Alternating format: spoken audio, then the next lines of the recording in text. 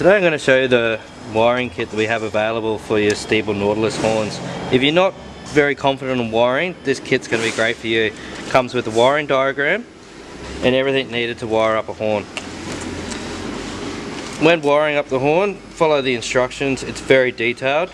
You have your battery positive power, your negative, and also your relay holder there.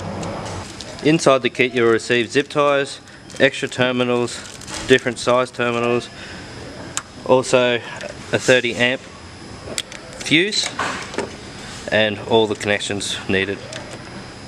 Also, if it's not long enough the kit, we have 2 extension wires in there. Follow this diagram, you'll be able to still use your same horn pad, and it's just replacing that horn. So this is what they'll sound like.